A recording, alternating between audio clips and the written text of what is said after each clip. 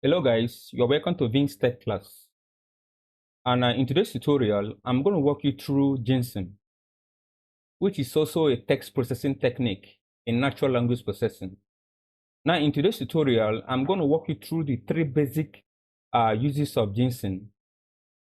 One is creating a corpus and a dictionary. Now in Gensim, a corpus is a collection of documents, and a document and a dictionary maps well to their numeric IDs. Now here is how you can create a corpus and a dictionary using Gensim. First, we import our required libraries. That is, from Gensim, we import corpora.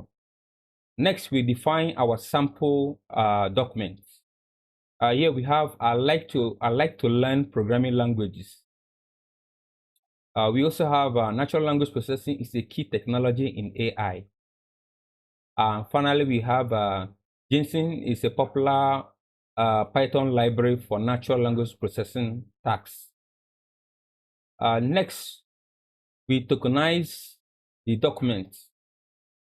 You can also visit my natural language processing list for more explanation on tokenization. Next is to create a dictionary from the tokenized documents. Next, we create a corpus using the dictionary. And finally, we print the word to their ID mapping and the corpus as well. Now, if you can observe from the output, these are their respective ID mapping and the corpus as well. Mind you, this is just a basic example. You can also consider experimenting with a larger data set. Next, we have topic modeling using latent discrete allocation. Now, Gensim provides an important implementation of latent discrete allocation. That is a popular technique for topic modeling. Also, here is how you can perform topic modeling using LDA with Gensim. First, we import our required library. That is, from Gensim.model, we import LDA model. Next, we train an LDA model on the corpus. Finally, we print the topics and their corresponding words. So this is their topics and their corresponding words from our output.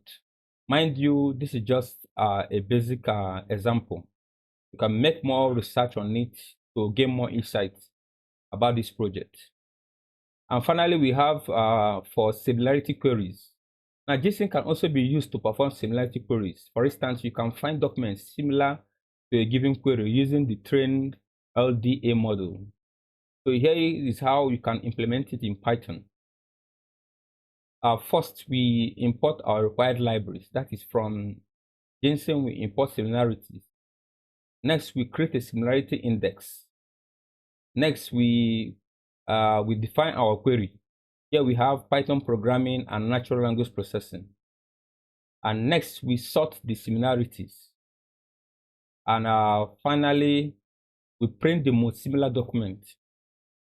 If you can observe from the output, these are the most similar documents.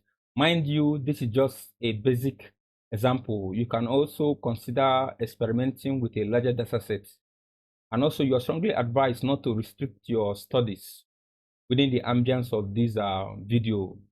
You're also advised to read blogs and textbooks to get more insights about these projects.